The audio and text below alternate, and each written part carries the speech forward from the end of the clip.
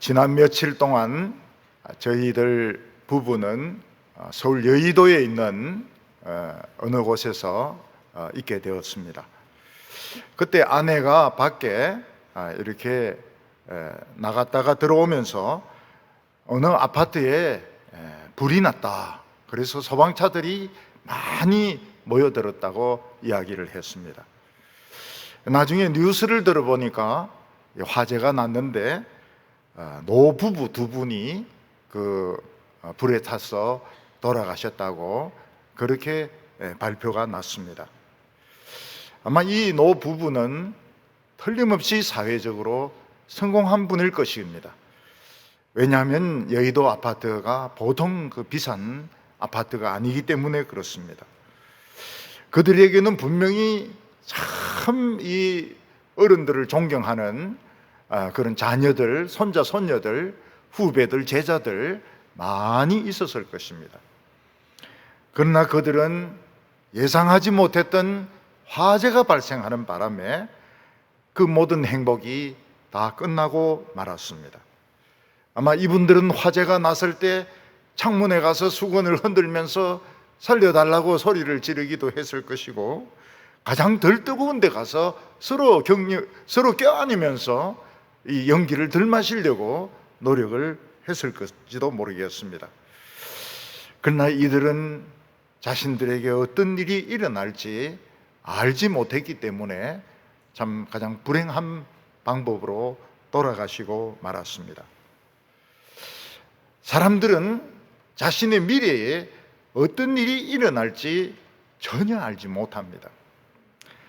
만약 내가 어느 곳을 가는데 교통사고가 일어난다는 것을 알기만 하면 절대로 그 길로는 안 갈 것입니다. 또 어느 집에 있으면 거기서 화재가 일어나서 죽을 수도 있다는 걸 안다면 그 집에서 아무리 많은 음식을 내놓고 억만금을 준다고 하더라도 그 집은 가지 않을 것입니다. 오히려 미래를 안다면 1등짜리 복권을 알아내어 가지고 억대 부자가 될 것이고, 땅값 오르는 곳, 주가 오르는 곳을 투자해 가지고 어마어마한 돈을 벌지도 모르겠습니다. 그러나 우리 인간들에게 참 유감스러운 것은 1분 뒤에, 1시간 뒤, 내일의 내 자신의 운명을 알지 못한다는 것입니다. 그럼에도 불구하고 미래에 고통이 있을 줄 알면서도 일부러 고통을 받는 분들이 있습니다. 그분들 중에서는 수술 받아야 될 암 환자들이 있습니다. 이분들은 앞으로 며칠 뒤에 큰 수술이 있는 줄 알면서, 뇌 수술이 있고 심장 수술이 있는 줄 알면서도 그들은 그 고통을 받습니다. 왜냐하면 그걸 제거해야 살 수 있기 때문입니다. 이 산모의 경우에도 자기가 얼마 후에는 아주 진통과 산통을 겪게 된다는 것을 알게 되지만 아기를 낳기 위해서 병원에 입원을 하게 됩니다. 그렇지만 거의 대부분은 이런 경우 외에는 우리는 우리의 미래에 어떤 일이 일어날지 알지 못한 채로 살아가고 있습니다. 그런데 우리의 모든 미래를 아주 구체적으로 자세하게 알고 있는 분이 한 분이 있습니다. 그분이 바로 하나님의 아들 예수님이십니다. 예수님께서는 얼마 후에 자신이 엄청난 고통을 당하고 십자가에 못 박혀 처형당할 줄 알면서도 예수님은 도망치지 아니하시고 제자들과 함께 계셨습니다. 그 이유는 우리 몸에 있는 이 죄라고 하는 이 암덩어리를 잘라내기 위해서였습니다. 그리고 우리에게 새 생명을 주시기 위해서, 아름다운 축복의 삶을 주시기 위해서 예수님께서는 그 고통을 알고 계시면서도 도망치지 아니하시고 그 고통을 감당하셨습니다. 예수님께서는 자신이 12 제자 중에 한 사람에 의해서 팔릴 것을 알고 계셨습니다. 이건 굉장히 부끄러운 일입니다. 12명을 뽑았는데 그 중에 한 명에 의해서 예수님은 배반을 당하게 되십니다. 그리고 가장 열심히 있었고 가장 믿음이 좋았던 베드로가 닭이 2번 울기 전에 3번 자신을 부인하게 될 것을 예수님은 알고 계셨습니다. 예수님은 자신의 미래와 우리의 미래를 굉장히 구체적으로 자세히 알고 계십니다. 그래서 우리가 예수님을 믿고 의지하면은 이 불행들을 이길 수 있고 피할 수가 있습니다. 미래에 대하여 오늘부터 절대로 염려하지 마시기 바랍니다. 예수님은 아주 구체적으로 자세하게 자신의 미래와 우리의 미래를 알고 계시는 것입니다. 오늘 첫 번째로 우리가 생각할 것은 이 두려움이 가지고 온 정말 어처구니 없는 결과에 대한 것입니다. 예수님의 제자라고 해서 지금까지 예수님을 따라다니면서 예수님의 말씀을 듣고 예수님의 기적을 보았지만은 예수님을 하나님의 아들로 믿지 않는 제자가 있었습니다. 그 사람은 가룟 유다였습니다. 가룟 유다는 세상에 많은 것을 알고 있었고 또 신앙에 대해서 많은 것을 알고 있었지만 불행하게도 자기 자신의 미래에 대해서 전혀 알지 못하고 있었습니다. 그가 이제 예수님을 따랐던 목적은 그 예수님의 그 설교가 너무나도 참신하기 때문에 또 그의 능력과 그의 병 고치는 능력과 그의 기적을 보고서 이스라엘을 아주 큰 나라로 만드시겠구나 하는 그런 기대감을 가지고 예수님을 따랐습니다. 근데 예루살렘에 올라와 보니까 예수님은 유대 지도자들과 자꾸 논쟁을 하시고 충돌을 하시는데 이게 예사일로 보이지 않는 것입니다. 가룟 유다가 이렇게 보기에는 예수님은 죽으려고 환장하신 분 같았습니다. 만약 예수님이 십자가에 못 박혀 죽는다면 예수님만 죽지 않을 거라고 생각했습니다. 왜냐하면 유대 지도자들과 로마 당국은 그 일당들 전부를 다 체포해가지고 채찍질하고 십자가에 못 박아 죽일 것이 틀림이 없다. 일망타진할 것이 틀림이 없다고 생각을 했습니다. 그 얼마 전에 로마에서는 스파르타쿠스라고 하는 사람이 반란을 일으켰습니다. 그때 얼마나 많은 노예들이 거기에 참여했던지 한때는 뭐 몇만 명까지 이 숫자가 불어날 때가 있었습니다. 이 스파르타쿠스는 많은 로마인들을 죽였고 성공하는 것처럼 보였습니다. 그래서 알프스 산을 넘어가면 되는데 이상하게 방향을 틀어서 로마를 정복하기 위해서 내려오다가 전쟁에 참패를 당하게 됩니다. 그때 로마는 이 스파르타쿠스에게 동참했던 남자나 여자들 한 수천 명을 전부 길 양쪽에 세워놓고 십자가에 못을 박아서 죽였던 적이 있었습니다. 가룟 유다는 자신과 예수님의 미래를 생각을 해봅니다. 예수님이 큰 왕이 되시고 그 참신한 지식과 그 능력을 가지고 이스라엘을 큰 나라로 회복시킨다고 믿고 지금까지 따라왔는데 예수님은 지금 자꾸 유대 지도자들과 충돌하고 싸우고 지금 자꾸 죽는 길로 가고 있는 것입니다. 가룟 유다는 예수님이 처형되면 자기도 처형될 가능성이 굉장히 높다고 생각했습니다. 분명히 이 사람들은 일망타진을 할 것이기 때문에 자기도 채찍에 맞고 십자가에 못 박혀 죽을 것이다, 이런 두려움을 가지게 되었습니다. 그때 가룟 유다의 마음속에 마귀가 들어왔습니다. 마귀가 뭐라고 속삭이는가 하면 야, 이 바보야, 예수 따라다니는 것은 시간 낭비야. 그리고 자살행위라고.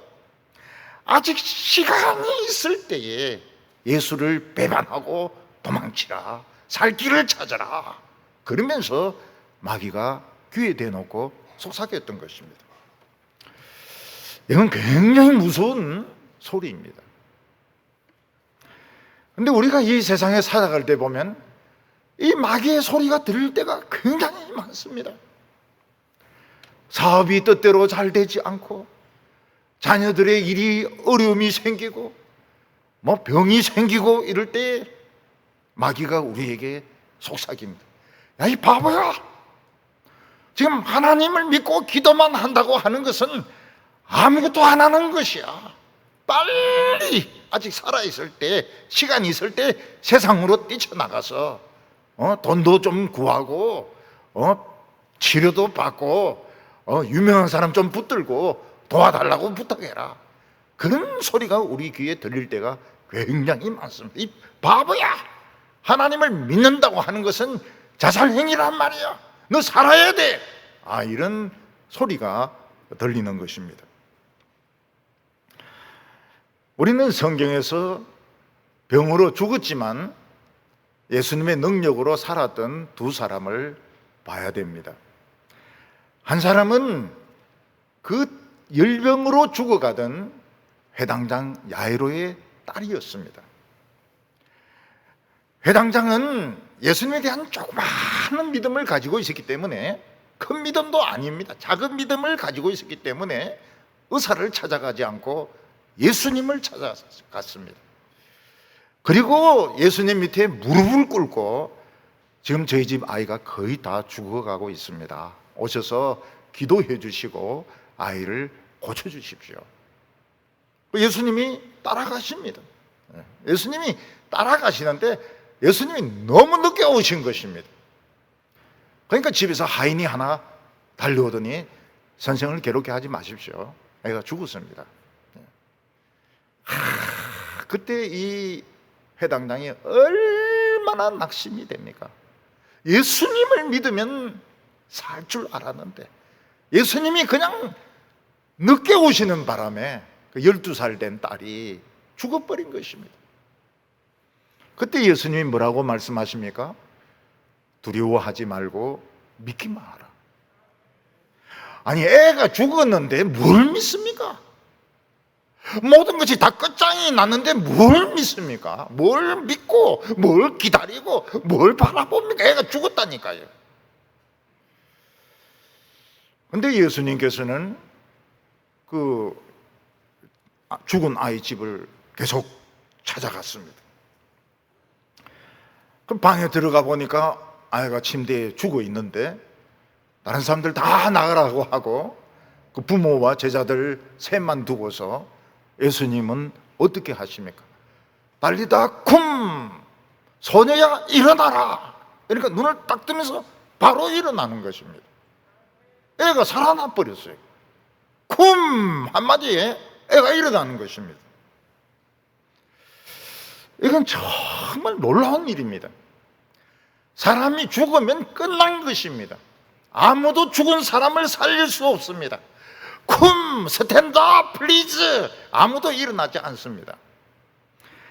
그러나 예수님은 쿰이 일어나라는 말이거든요. 쿰 하고 쿵 하고 틀립니다. 쿵은 떨어져 가지고 부딪히는 소리고 쿰 하면 이제 일어나는 소리입니다. 일어나라 이 말입니다. 예수님이 쿰 하니까 죽었던 내가 멀쩡하게 일어나는 겁니다. 그 이유가 뭡니까? 이유는 하나님의 아들이시기 때문입니다. 하나님의 아들이 일어나라 그러면 일어나는 거예요. 손잡고 죽은 애를 일어나라 이렇게 하니까 일어나는 거예요. 또 한 번은 예수님이 사랑하는 마르다와 막달라 마리아의 동생 나사로가 또 막 굉장히 심한 병에 걸렸습니다. 열병에 걸려서 죽어가고 있습니다. 예수님은 먼 곳에 떨어져 계시기 때문에 마르다와 막달라 마리아는 사람을 보내가지고 지금 나사로가 막 지금 죽어갑니다. 막 숨을 헐떡거리고 있습니다. 열이 막 불덩어리처럼 나고 있습니다. 오셔서 제발 고쳐주십시오. 그런 부탁을 듣고 예수님은 꿈쩍도 안 합니다. 예수님은 거기 그냥 이틀이나 그냥 그대로 계세요. 그리고 예수님은 천천히 나사로의 집으로, 그 막달라 마리아와 마르다가 있는 집으로 찾아가셨습니다. 그때는 이미 죽은 지 나흘이 되어가지고 장사까지 다 끝난 뒤였습니다.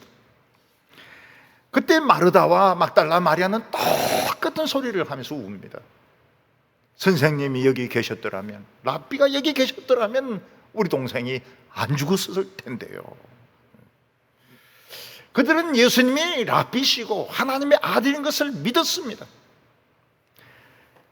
그러나 그는 모든 병은 다 고칠 수 있지만 맹인의 눈을 고치고 일어서지 못하는 사람의 다리를 고치고 한센 환자를 고치지만 죽은 사람은 어느 누구도 살릴 수 없다고 생각했습니다. 그런 예도 없고 죽으면 끝난다고 생각했던 것입니다. 그때 예수님께서 뭐라고 말씀하십니까? 너가 믿으면 하나님의 영광을 보리라. 하나님의 영광이 뭡니까? 지금 죽은 지 나흘이 되어서 썩은 냄새가 나고 썩은 물이 흐르고 지금 막 구더기가 생기고 있는데요. 예수님은 미련하시게도 나사로의 무덤을 찾아갑니다. 그리고 사람들에게 무덤 문을 열라고 합니다. 그러니까 유족들이 막 질색팔색을 하는 거예요. 지금 죽은 지 날이 되어서 막 썩은 냄새가 진동을 하고 썩은 물이 흐르고 지금 막 구더기가 끼어 있는데 이 문을 열면 어떻게 합니까? 그때 예수님이 문을 자관 열어라 해놓고 뭐라고 하십니까? 나사로야 나오너라. 그러니까 안에서 예 하면서 나오는 거예요. 온몸에 수위와 붕대를 칭칭 감고 막 웅중중 뛰면서 나오는 겁니다. 근데 정상적인 나사로였어요. 예. 이상한 미친 나사로가 아니고 정상적인 나사로가 살아서 나왔습니다. 야, 이걸 통해서 알 수 있는 것이 뭡니까? 아무리 죽은 사람도 예수님이 손잡고 쿵 하면 일어나는 거예요. 이름 부르면 누구 장로, 누구 권사, 누구 집사 일어나라. 우리 부활의 동산에 가서 예수님이 이름만 부르면은 막 그냥 관을 뚫고 누가 이 관을 이렇게 못을 세게 받았노 이거 어떤 집사야 이거 막 그러면서 막 살아내. 이름만 부르면 됩니다. 이름만 부르면 손만 잡고 쿵 하면 일어납니다. 이것을 가룟 유다는 다 봤습니다. 근데 가룟 유다에게 두려웠던 것은 무엇입니까? 죽는 그 과정의 고통이었습니다. 이 유대인들과 로마 군인들은 이 반역자를 그냥 죽이지 않습니다. 채찍에 쇠를 달고 뼈를 달아가지고 등뼈가 보일 정도로 등이 다 찢어질 정도로 때립니다. 수십 대를 때립니다. 그리고 나무에 눕혀놓고 막 이만한 녹슬못을 가지고 쾅쾅 박아가지고 세워놓는데 그 체중 때문에 그 살이 찢어지고 다리가 찢어지고 견딜 수 없는 고통 가운데서 몇 시간 며칠을 막 과함을 지르고 막 발광을 하다가 죽어야 되는 것입니다. 오늘 현대인들에게 가장 큰 원수 중에 하나는 뭔가 하면 고통입니다. 페인, 고통입니다. 오늘 현대인들은 옛날에 비해서 너무너무 잘 살고 있지만, 옛날에 비해서 너무너무 수명이 늘어났지만 고통은 그만큼 늘어났습니다. 허리 통증이 없는 분이 없어요. 암 치료하고 고통이 없는 분이 없습니다. 두통이 없는 분이 없습니다. 불면증에 고통 안 받는 분이 없습니다. 권사님들인데 물어보니까 불면증으로 고통받는 분이 많아요. 밤에 못 자고 낮에 자는 거는 불면증이, 그런 건 불면증이 아니래. 그건 아무것도 아니래. 그냥 못 잔다는 거예요. 그럼 미치는 거 아닙니까? 사람은 미치는 거죠. 마음에 화병이 있습니다. 마음속에 우울증이 있습니다. 오늘 현대인들은 너무너무 행복한 것 같은데 아니, 고통이 있습니다. 그래서 고통 전문 클리닉이 있습니다. 안 통하는 것들이 있어요. 안 통하는 것들이. 아무리 주사를 맞아도 안 통하는 것들이 있습니다. 약을 먹어도 안 통하는 것들이 있습니다. 저도 허리가 아플 때에 침이 아닙니다. 주사를 60방을 맞았어요. 60방. 그때 죽겠습니다. 진짜. 주사를, 침은 그냥 별로 안 아파요. 근데 주사를 60방을 넣으니까 막 그냥 아이고 죽겠더라고요. 가룟 유다는 죽음에 가는 그 과정에 있는 고통, 그 채찍질, 그 십자가의 못, 그리고 사람들로부터의 조롱과 비난, 그리고 모든 것을 상실하고 만다는 그런 두려움 때문에 가룟 유다는 예수님하고 같이 갈 수가 없었습니다. 가룟 유다는 도망을 쳐야 되겠지만 도망치면 잡힙니다. 그래서 내가 확실히 예수를 배반했다는 증거를 가지고 있어야 되기 때문에 대제사장을 찾아가서 내가 예수를 배반할 테니까 돈을 주시오. 그러니까 대제사장이 막 좋아서 죽으려고 하는 겁니다. 왜냐하면 이번에는 유대인들이 너무 많이 몰려와가지고 사실 예수를 죽일 수가 없었습니다. 발 들여놓을 틈이 없을 정도로 그렇게 많은 유대인들이 제사 지내러 왔습니다. 그래서 이번에는 안 죽이기로 결정을 했는데 가룟 유다가 오는 바람에 스토리가 완전히 달라지게 됩니다. 죽이기로 방향이 선회하게 되는 것입니다. 10절과 11절을 보면 12 중에 하나인 가룟 유다가 예수를 넘겨주려고 대제사장에게 가매 그들이 듣고 기뻐하여 돈을 주기로 약속하니 유다가 예수를 어떻게 넘겨줄까 하고 기회를 찾더라. 가룟 유다로 하여금 참 망하게 한 것은 그 고통에 대한 두려움이었습니다. 미래에 대한 불안이었습니다. 가룟 유다는 그 자기 손을 벌려놓고 나무에 이만한 대못을 두고 막 쾅쾅 치는데 그거를 자기는 감당할 자신이 없었던 것입니다. 근데 이것은 우리도 마찬가지입니다. 우리도 예수님의 제자가 되어가지고 막 등에 뼈가 보일 정도로 막 채찍질 당하고 그 가죽 끝에 못을 달고 뼈를 달아가지고 막 때리고 땡기고 이렇게 하고 막 손과 발을 억지로 펴놓고 이만한 대못을 꽝꽝 박아놓고 세워놓는다. 죽을 때까지 세워놓는다. 이 소망이 없습니다. 이 수술이 아닙니다. 살아나지 못합니다. 죽을 때까지 고통을 당해야 됩니다. 그렇다면 우리도 그 고통을 감당할 사람은 아마 한 명도 없을 것입니다. 한 명도 없을 것이에요.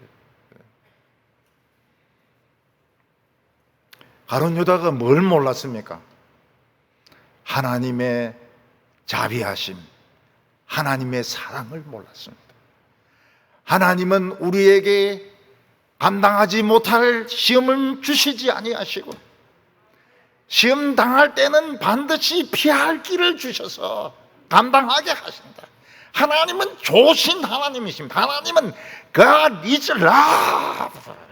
하나님은 감당하게 하시는 하나님이시고 피할 길을 주시는 하나님이신데 가룟 유다는 그걸 믿지를 못했던 것입니다. 그래서 우리 성도들이 미래를 생각하면 반드시 침체가 되게 되어 있습니다. 은퇴하고 나서 무엇을 할 것인가? 혹시 치매가 오면 어떻게 될 것인가? 내 이 수술이 암이 생기면 어떻게 될 것인가? 우리 아이 문제, 돈 문제, 미래를 생각해가지고 침체 안 된 사람이 없습니다. 엄청나게 침체당하고 마귀에게 시험을 당하고 두려움에 떨게 되는 것입니다. 만약 가룟 유다가 미련하게 그냥 끝까지 예수님을 믿자, 그리고 막 예수님하고 같이 죽어버리자, 그렇게 했더라면 가룟 유다는 굉장히 훌륭한 제자가 되었을 것입니다. 그런 미래를 두고 너무 많은 염려를 했습니다. 너무 많은 염려를 하니까 그냥 견딜 수가 없었습니다. 예수님을 배반하지 않고서는, 팔아먹지 않고서는 견딜 수가 없었습니다. 오늘 우리 성도님들을 괴롭히는 문제가 무엇입니까? 미래에 대한 걱정입니다.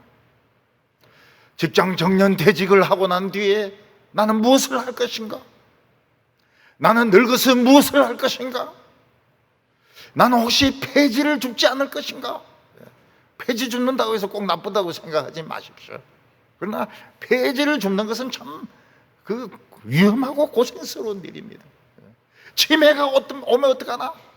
윤정이도 치매가 왔다는데 내가 예쁘거든. 치매가 오면 어떡하나? 미래를 생각해가지고 시험 안 든 사람은 한 명도 없습니다. 우리가 우리의 미래를 생각하면 침체되게 되고 염려하게 되고 불안하게 되고 어처구니 없는 짓을 하게 됩니다. 왜냐하면 우리는 미래에 대해서 아는 것이 아무것도 없기 때문입니다. 아무것도 없이 우리는 미래를 당해야 되는 것입니다. 그래서 우리는 예수 믿을 때 복 받고 잘 되려고 그런 생각만 가지고 믿어서도 안 되지만은 이 염려를 안 하도록, 미래를 생각 안 하도록 결심을 하셔야 됩니다. 오늘 우리 성도님들은 이 결심을 하셔야 돼요. 미래를 생각 안 한다. 치매가 오고 중풍이 오고 암이 오고 전쟁이 터지고 이런 미래를 난 생각하지 않겠다. 왜냐하면 미래 생각하면 미치니까요. 미치니까요. 굶어 죽는 것을 생각하면 안 됩니다. 미치니까요. 우리는 그냥 주님을 그냥 따라가는 거예요. 주님을 미련하게 따라가는 거예요. 그러니까 다 살잖아요. 오늘 두 번째로 예수님의 그 유월절 준비하시는 것을 보게 됩니다. 유월절이 되면 보통 한 100만 명, 150만 명이나 되는 유대인들이 돈을 가지고 와서 양을 사고 또 비둘기를 사고 돈을 바꾸어 가지고 하나님께 제사를 드리고 헌금을 바쳤습니다. 근데 예수님이 돌아가시는 그 해는 너무 많이 온 거예요. 200만 명이 넘는 사람들이 예루살렘으로 몰려든 것입니다. 그래서 예루살렘에서 방을 구한다고 하는 것은 하늘의 별 따기보다 더 어렵습니다. 양 구하는 것도 너무너무 어려웠습니다. 그 날이 어느 날인가 하면 유월절에 양 잡는 날이었습니다. 유대인들은 유월절에 양 잡는 날에 양을 잡아가지고 그걸 굽습니다. 구워가지고 먹어요. 예수님께서는 유월절 준비를 전혀 안 하셨기 때문에 양도 없고 양을 잡을 곳도 없고 양을 먹을 장소도 없었습니다. 아무것도 준비가 되어 있지 않는 것입니다. 그때 예수님의 제자 중에서 누군가가 예수님에게 묻습니다. 예수님, 유월절을 어디서 준비할까요? 참 바보 같은 질문이죠. 네? 지금 예루살렘은 빈틈이 없습니다. 사람에게 밟혀서 죽을 정도입니다. 그런데 예수님에게 어디서 유월절을 준비하기를 원하십니까? 이렇게 질문을 하는 것입니다. 이것이 제자들이 변한 것입니다. 제자들이 3년 동안 예수님을 따라다니면서 변한 것이 무엇입니까? 그냥 인간적으로 생각해보면 이 불가능한 것입니다. 예수님 잘못하신 것입니다. 우리는 올해 6월절은 포기입니다. 이렇게 했을 텐데 물어보는 겁니다. 불가능한 줄 뻔히 알면서 예수님, 유월절을 어디 준비할까요? 요게 변한 겁니다. 대단한 변화입니다. 보통 때 같으면 예수님은 참 이 순서를 예수님은 틀리셔서 유월절 장소부터 구해놓고 다른 일을 하시고, 유월절 장소부터 구해놓고 성전에 있는 양이나 소를 내쫓고 막 이렇게 해야 되는데, 예수님 그게 뭐가 급하다고 말이지. 장소도 안 구하고 그냥 양과 막 그 짐승들을 내쫓으시고 막 유대인들하고 막 논쟁을 벌리시고, 이 예수님이 순서가 틀렸단 말이죠. 올해 우리 유월절은 완전히 망쳤다, 그렇게 말했을 겁니다. 평소 같으면 그렇게 말했을 겁니다. 근데 작은 믿음이 무엇입니까? 안 되는 줄 알면서, 불가능한 줄 알면서 예수님에게 물어보는 것입니다. 예수님, 어디서 유월절을 준비할까요? 왜냐하면 예수님은 못하시는 것이 없으니까요. 제자들은 그걸 믿었습니다. 예수님, 맨 땅에서 먹자 그러면 맨 땅에서 먹으면 되는 것이고, 올해 먹지 말자 그러면 안 먹으면 되는 것이고, 예수님, 어디서 유월절을 준비할까요? 근데 예수님은 참 놀랍게도 대답을 하십니다. 내가 유월절을 생각을 못했구나. 미안하다. I'm sorry. 올해는 유월절 그냥 건너뛰자. 이렇게 말씀하지 아니하셨어요. 예수님은 아주 구체적인 상황을 알고 계셨습니다. 제자들 중에 2명이 예루살렘에 들어가면 사람들이 그 바글바글한 중에 물동이를 들고 가는 사람이 있을 텐데, 그 사람을 따라가서 그 사람 붙들고 이야기하지 말고 그 사람 따라가서 그 사람 주인에게 물어봐라. 우리 주님을 위한 장소가 어디 있느냐고 물어봐라. 그러면 된다고 말씀하셨습니다. 13절과 14절 보면 예수께서 제자 중에 2를 보내시며 이르시되 성내로 들어가라. 그리하면 물 한 동이를 들고 가는 사람을 만나리니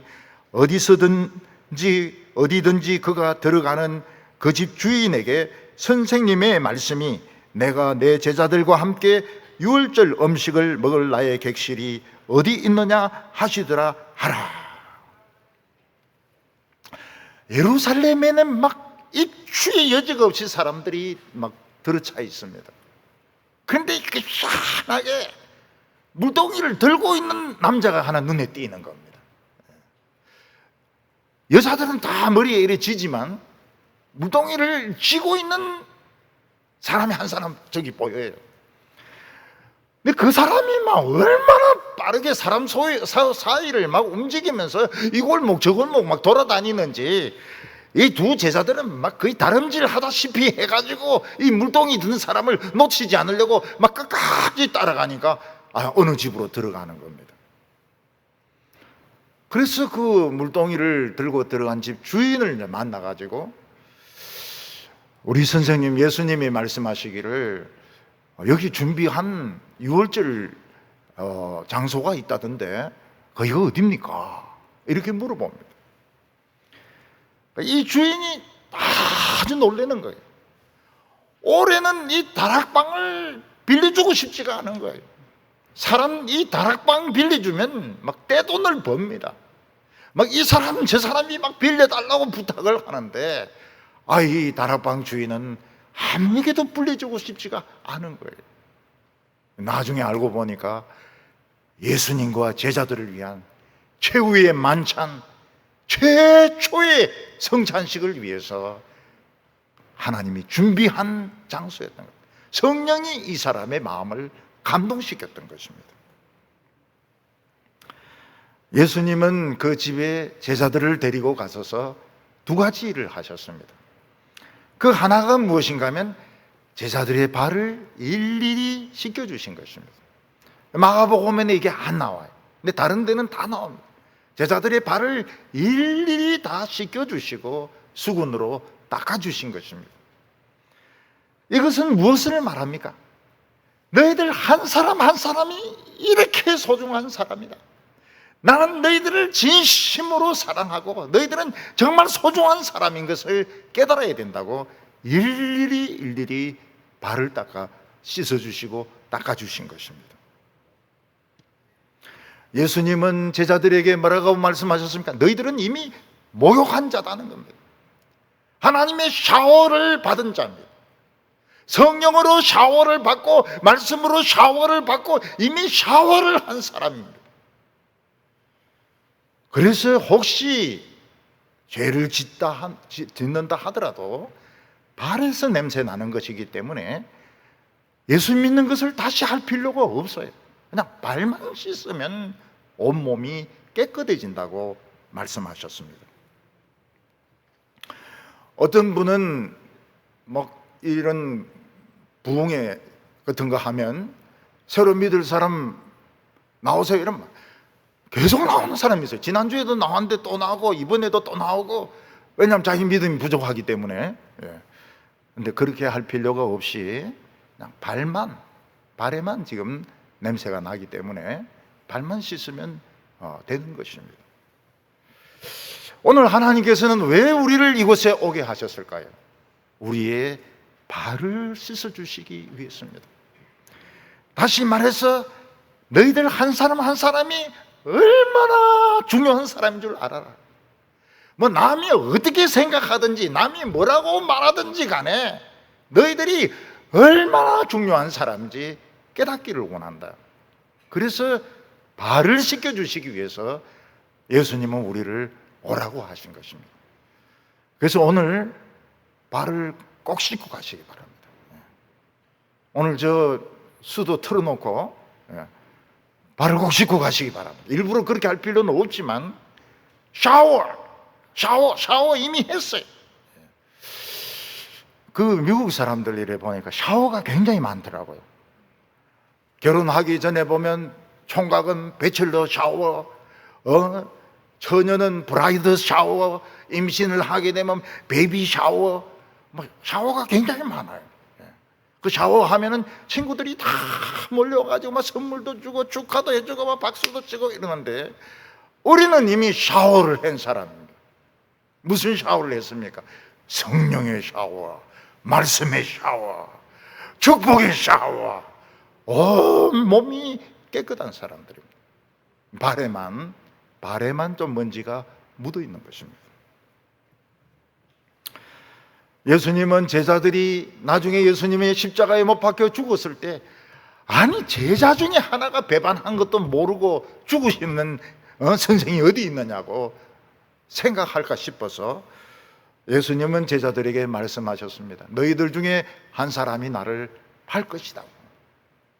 그때 놀라운 일이 일어났습니다. 제자들 전부가 한 명씩 나와서 뭡니까? 예수님 저지요. 저를 두고 한 말 아닙니까? 전부 다 그런 이야기를 하는 겁니다. 왜 그랬을까요? 제자들 전부가 예수님 팔아먹고 도망갈 생각을 다 하고 있었던 겁니다. 예수님을 배반할 생각이 있었던 거예요. 가룟 유다만 그런 게 아니고, 가룟 유다는 완전히 막 사탄이 들어가서 막 꽉 잡은 것이고, 다른 제자들도 아이고 예수님 죽으면 우리 어떡하노? 도망가야지. 언제 도망가고? 이런 마음을 다 가지고 있었던 것입니다. 그때 예수님께서 뭐라고 말씀하십니까? 내 그릇에 함께 손을 넣는 그 사람이 나를 팔자다. 너희들은 걱정하지 마라. 예수님과 함께 그릇에 손 넣는 사람 누굽니까? 네 사람 중에 하나입니다. 네 사람 중에 1, 2, 3, 4 요 4명 중에 한 명이에요. 옆에 있는 사람, 그 건너편에 있는 사람, 먼데 있는 사람들은 거기에 손을 넣을 수가 없습니다. 그러니까 예수님과 굉장히 가까이 바로 옆에 앉은 사람이 배신하는 것입니다. 왜 가룟 유다가 그날 저녁에 예수님 바로 옆에 앉았을까요? 정보를 얻기 위해서입니다.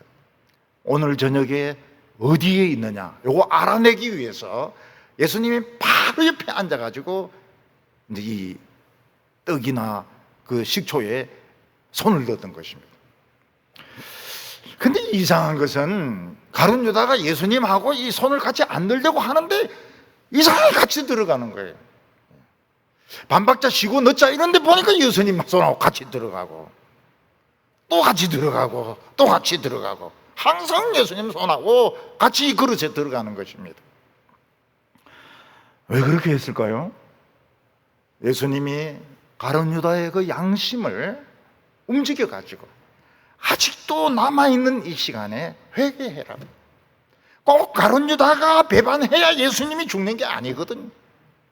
가룟 유다는 배반 안 할 수도 있거든요. 그 미래에 대한 두려움 때문에, 십자가에 대한 공포 때문에 지금 예수님을 배반하려고 하는 것이지, 가룟 유다가 꼭 배반해야 되는 건 아닙니다. 손을 자꾸 같이 넣는 거예요. 같이 넣는 거예요. 이상하게 똑같이 움직이는 겁니다. 저도 그런 경험을 한 적이 있습니다. 우리 형제들하고 찌개를 넣을 때 같이 숟가락이 들어가는 거예요. 같이 숟가락이. 피하려고 해도 같이 숟가락이 들어가는 거예요. 그리고 잠시 후에 어떻게 됩니까? 숟가락 가지고 칼싸움을 하게 됩니다. 이거 햄 이거 내가 먹어야 되는데, 소세지 이거 내가 먹어야 되는데, 막 서로 막 맛있는 거 먹으려고 이 소고기 이거 내가 먹어야 되는데, 그때 막 이만한 소고기를 제가 건져가지고 막 씹었는데 된장이었습니다. 싸움이 붙어요. 형제들끼리는 싸움이 붙습니다. 그러나 예수님께서는 가룟 유다에게 그 양심의 찔림을 주시기 위해서, 나구나, 예수님은 알고 있구나, 예수님 모든 것을 알고 있구나, 아직 시간이 있는 모양이구나, 그걸 가르쳐 주려고 이상하게 손이 같이 들어가는 겁니다. 그러나 가룟 유다의 양심은 굳어 있기 때문에 끝까지 회개하지 않았습니다. 예수님께서는 뭐라고 말씀하셨습니까? 인자는 성경에 기록된 대로 하나님의 뜻을 이루고 모든 사람을 구원하기 위해서 십자가에 못 박혀 죽지만 이 사람은 태어나지 않는 것이 좋을 뻔했다고 말씀했습니다. 가끔 보면 안 태어났으면 좋을 사람이 있습니다. 술만 마시고 식구들을 두들겨 패고 강도짓하고 살인짓하고 이런 사람들은 안 태어나는 것이 낫죠. 안 태어나는 것이 훨씬 낫죠. 그러나 예수님의 말씀은 그런 뜻이 아닙니다. 우리가 이 세상에 사는 것으로 끝나는 것이 아니고 영원히 불타는 지옥이 있습니다. 이 사람이 차라리 안 태어났더라면 지옥도 안 갈 건데 태어나가지고 예수님의 제자까지 되어가지고 미래에 대한 불안 때문에 예수님을 배반해서 이 사람은 결국 가장 나쁜 지옥에서, 가장 고통스러운 지옥에서 영원히 유황불을 맡으면서 불에 타면서 그 구더기에게 막 온몸의 구더기를 떼면서 그러면서 저주받은 인생을 살게 되는 것입니다. 오늘 우리가 알아야 될 것이 무엇입니까? 미래에 대해서 절대로 염려하시면 안 됩니다. 오늘 우리 성도님들이 생각을 확실히 하시기 바랍니다. 난 미래에 대해서 염려 안 한다. 미래의 치매에 대해서, 은퇴 후의 생활에 대해서, 내 장래 문제에 대해서 내 절대로 염려하지 않는다. 왜냐하면 하나님이 아주 자세한 것을 알고 계시고 우리에게 피할 길을 주시기 때문에 절대로 염려하면 안 됩니다. 염려해가지고 침체 안 된 사람이 없습니다. 염려해가지고 신앙생활 제대로 한 사람이 없어요. 염려하면 망하게 돼 있습니다. 가룟 유다를 망하게 한 것은 미래에 대한 염려 때문에, 고통에 대한 염려 때문이었습니다. 몸에 고통이 온다 하더라도 난 감당할 수 있다. 감당할 수 있다. 요즘 보면은 그 페인킬러라 해가지고 진통제 같은 거 있지 않습니까? 진통제 안 듣는 것도 있습니다. 그래도 하나님은 감당하게 하십니다. 그래서 미래의 일에 대해서는 절대로 염려하지 않겠다. 절대로 염려하지 않겠다. 그리고 기왕 예수 믿는 거 예수님하고 같이 한번 죽어보자. 그러면 사는 겁니다. 뭐 사나이로 태어나서 한번 죽는 거, 예수님하고 같이 한번 죽어보자. 그러면서 사는 겁니다. 예수님은 우리의 발을 닦아주시는 분이십니다. 그래서 자기 자신에 대한 열등감, 자기 자신에 대하여 비참한 느낌, 과거의 모든 죄지었던 그런 무거운 짐들 오늘 싹 벗어버리시기 바랍니다. 아무도 우리를 무시할 수가 없습니다. 예수님이 발 닦아주셨기 때문에, 하나님이 샤워를 시켜주셨기 때문에 우리는 절대로 자신에 대해서 열등감이나 이런 것을 가지지 마시기를 바랍니다. 오늘 마지막으로 예수님의 이 성찬식이 나오게 됩니다. 예수님께서는 유월절 식사를 마치고 난 뒤에 별도로 성찬식을 행하셨습니다.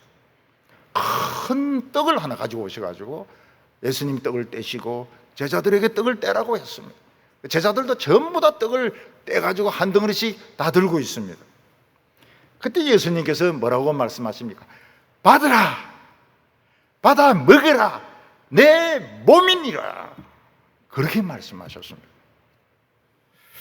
우리는 이해가 안 돼. 이 받아 먹으라, 이거 마지막 식사다. 이렇게 했으면 우리가 이해가 될 텐데, 받아 먹으라, 내 몸이니라.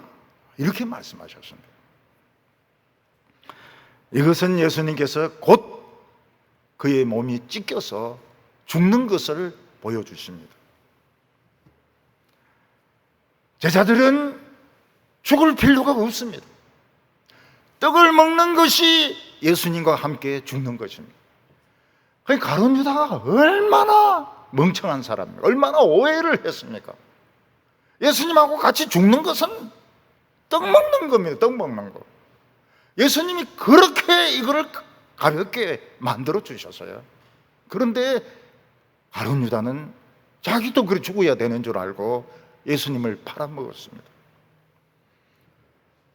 우리가 예수님이 주시는 떡을 먹으면 어떻게 됩니까? 성찬식의 떡을 먹으면 어떻게 됩니까? 예수님하고 같이 십자가에 못 박히고, 예수님하고 같이 장사되고, 예수님하고 같이 죽습니다. 사람이 죽으면 아무리 죄를 지었다 하더라도 공소를 할 수가 없어요. 죽은 사람은 심판할 수가 없습니다. 공소권 없음. 공소권 없음. 그냥 끝나는 거예요. 죽으면 끝나는 것입니다. 우리는 우리 살이 찢어지지 않아도, 우리는 교도소 가지 않아도, 신문에 나지 않아도 예수님의 떡만 먹으면 죽은 사람입니다. 우리 없어요. 마귀가 아무리 우리를 찾아도 없어요. 우리 보고 옛날 그 사람 같은데 이러면은 시침이 딱 떼야 됩니다. 그 사람 죽었다고. 그래서 아무래도 이 옛날 그 죄인하고 똑같이 생겼는데 아이고 그 마귀니 모르고 하는 소리다. 그 사람 죽었다. 어디서 죽었냐? 갈보리에서 죽었다. 예수님하고 같이 죽었다. 니는 뭐고? 난 딴 사람이다. 그 시치미를 딱 떼야 되는 겁니다. 우리는 비참하게 고문당하지 않습니다. 예수님이 고문당하심으로 우리 맞을 거 다 맞으셨어요. 예수님이 십자가에 못 박히심으로 우리 고통당할 것 다 당했습니다. 우리는 무엇만 하면 됩니다. 믿기만 하면 됩니다. 예수님이 하나님의 아들이시다. 믿음의 대상을 바꾸면 됩니다. 돈을 믿지 말고, 학벌을 믿지 말고, 세상을 믿지 말고, 정치인을 믿지 말고 예수님을 믿으면 우리는 안 죽습니다. 영생을 하게 됩니다. 예수님은 큰 잔을 가지시고 제자들에게 다 나누어 마시라고 말씀하셨습니다. 이것은 예수님이 마시는 잔과 달랐습니다. 왜냐하면 예수님의 잔은 우리가 마실 수가 없습니다. 예수님의 이 진노의 잔은 예수님만 마실 수가 있습니다.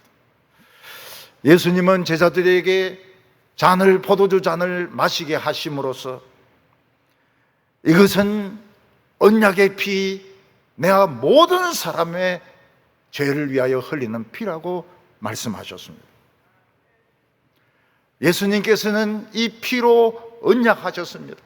생명으로 언약하셨습니다. 무엇을 언약하셨습니까? 우리를 다시 다 살리신다고. 우리 마음속에 있는 상처를 다 치료하시고 우리를 완전히 새 사람으로 살리신다고, 생명으로, 하나님의 아들의 생명으로, 하나님의 생명으로 언약을 하신 것입니다. 예수님의 십자가는 우리 죄를 빨아들이는 진공청소기입니다. 오늘 쫙 빨아들이십니다. 예수님에게 부탁을 하십시오. 빨아들이는 김에 막 코로나까지도 쫙 빨아들이 버리십시오. 알겠다고. 전에 어떤 분이 서울대학교 동창회에서 강의하면서 인생 70과 80이 최고 전성기다, 그렇게 이야기를 했습니다. 요즘 뭐 그런 소리를 하도 많이 들어가지고 그 자세한 내용은 저는 읽지를 않았습니다. 근데 우리에게는 한 번도 써보지 않은, 때묻지 않은 새 인생이 우리 모두에게 준비되어 있습니다. 70, 80이 아닙니다. 영원한 인생이 준비되어 있습니다. 그 어떻게 시작됩니까? 예수님이 쿰 하면 다 일어납니다. 쿰, 일어나라, 다 일어납니다. 이름 부르면 다 일어나게 되어 있습니다. 그때 우리는 어떻게 될까요?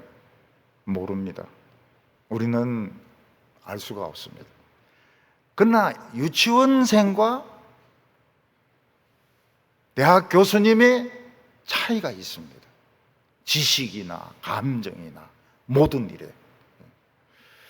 피아노 치는 처음 배우는 아이들은 뭐 바이올을 가지고 열심히 연습을 합니다. 그걸 해야 됩니다. 그럼 체른이 또 뭐 40번, 30번 막 이렇게 연습을 합니다. 천국 가면 어떻게 됩니까? 피아노가 그냥 반 클라이븐 같이, 반 클라이븐. 왜 온전한 클라이븐이 아니고 반 클라이븐님, 그 성인, 그 이름입니다. 반이 반 클라이븐. 잊을 수가 없어요. 반 클라이븐 같이, 라흐마니노프 같이, 그리고 글렌 굴드 같이 막 피아노를 가지고 막 이런 차이인 거예요. 이런 차이. 이 지상에서 지 아무리 똑똑하고 지 아무리 재능 있고 지 아무리 잘한다 하더라도 천국에 가면 유치원생입니다. 유치원생. 그러나 하나님의 나라는 이 세상에서부터 시작이 됩니다. 예수님께서는 이렇게 말씀하셨습니다. 25절에 진실로 너희에게 이르노니 내가 포도나무에서 난 것을 하나님의 나라에서 새 것으로 마시는 날까지 다시 마시지 아니하리라. 여기서 우리가 안심할 수 있는 것이 무엇입니까? 아, 천국에도 포도나무가 있구나. 천국에도 포도주를 마시는구나. 그런 생각을 할 수 있습니다. 그러나 예수님의 이 말씀은 비유의 말씀입니다. 물론 천국에도 과일이 있을 것입니다. 우리가 맛있는 것을 많이 먹을 수 있을 것입니다. 그런데 중요한 것은 예수님은 나는 다시는 이 세상에서 포도주를 마시지 않는다는 것, 곧 죽는다는 것입니다. 그리고 내가 다시 포도주를 마실 때는 그게 하나님의 나라라는 겁니다. 이게 영어와 헬라어가 가지는 이중부중의 어법입니다. 다시 말해서 내가 하나님 나라가 임하기까지는 절대로 포도주를 마시지 않겠다고 하는 것은 내가 포도주를 마실 때는 하나님의 나라가 왔다는 뜻입니다. 이중부중은 강한 긍정인 것입니다. 예수님이 부활하시고 나서 제자들을 만나서 포도주를 마셨을까요? 안 마셨을까요? 성경에 마셨다 안 마셨다 말 없습니다. 나 마셨어요. 왜냐하면 하나님 나라가 이미 임했기 때문입니다. 오늘 저희들이 예배 드리는데 어디서 예배를 드립니까? 하나님 나라에서 예배를 드리고 있습니다. 부모님이 수술 받기 전에 자녀들에게 그런 이야기합니다. 내가 다시 너희들과 함께 식사했을 때는 나는 이미 암이 다 나았을 때다. 그거하고 똑같아요. 예수님은 제자들과 함께 부활해서 포도주를 마시셨습니다. 하나님의 나라가 이미 임했습니다. 그래서 하나님의 나라는 이 세상에서 영원으로 연결되게 됩니다. 그런데 이 세상 하나님의 나라도 재미있어요. 굉장히 재미있어요. 죽어서 하나님의 나라도 좋지만 이 세상 하나님의 나라도 참 좋습니다. 새 신고 새 옷 입고 다니는 것도 좋지만 헌 신발 신고 뛰는 것도 굉장히 좋아요. 우리 헌 육체 가지고 하나님의 나라를 살아보는 것도 굉장히 이게 좋습니다. 새 육체도 좋지만 헌 육체도 좋아요. 헌 육체도. 그러면 언제부터 하나님 나라가 시작이 됩니까? 결심할 때부터 하나님 나라는 시작이 됩니다. 오늘 이 순간 우리가 결심하면 나는 하나님의 나라에서 산다. 나는 먹는 거, 입는 거, 죽는 거 염려하지 않는다. 나는 이제 새로운 인생을 살겠다. 그러면 새 인생을 사는 겁니다. 결심하면서부터 새 인생이 시작되는 것입니다. 예수님께서 발리다굼 손잡고 일으키면 다 살아나게 됩니다. 예수님이 죽은 자들의 이름을 부르시면 다 살아나게 되어 있습니다. 우리는 절대로 미래를 두고 염려하지 마시기 바랍니다. 은퇴 후의 일을 두고서 염려하지 마시기를 바랍니다. 늙어 죽을 때 일을 생각하면서 염려하지 마시기를 바랍니다. 하나님은 좋으신 하나님이십니다. 하나님은 우리가 감당할 수 없는 시험은 절대로 주지 않습니다. 영화배우가 치매 걸렸다 해서 우리가 치매 걸릴 필요가 없습니다. 그리고 예수님은 한 번도 때묻지 않은 새 인생을 우리 앞에 준비해 놓고 계십니다. 이 세상에서부터 영원까지. 그래서 결심하시기 바랍니다. 오늘 결심하시기 바랍니다. 내 새 인생을 산다. 내 새 출발한다. 그 증거가 무엇이냐? 루즈부터 바꾸겠다. 그렇게 생각하시든지 머리 물부터 들이겠다 하든지 자관 새 출발을 하시기 바랍니다. 우리에게 썩은 냄새, 죽음의 사망의 냄새가 꽉 차 있는데 이거 다 물리치고 우울증과 고통들 다 물리치고 참 영생의 새 인생을 사는 우리 성도들 다 되시기 바랍니다. 기도드리겠습니다. 거룩하신 하나님 아버지, 벌레보다 못한 저희들을 하나님의 아들로 삼으시고 영생의 축복을 주시기 위하여 하나님의 아들이 십자가의 고통당하도록 내버려 두심을 감사합니다. 하나님 아버지, 이미 우리의 발을 씻겨주셨습니다. 오늘 저희들 모두 고상한 사람 되게 하여 주시고 존귀한 사람 되게 하여 주시옵소서. 미래에 대한 염려와 걱정이 끊임없이 우리를 불안하게 만듭니다. 굶어 죽을 것이 걱정이 됩니다. 우리 미래에 대한 염려 다 버리게 하여 주시고 오늘 결심하고 새 출발하게 하여 주시옵소서. 예수님의 이름으로 기도하옵나이다. 아멘.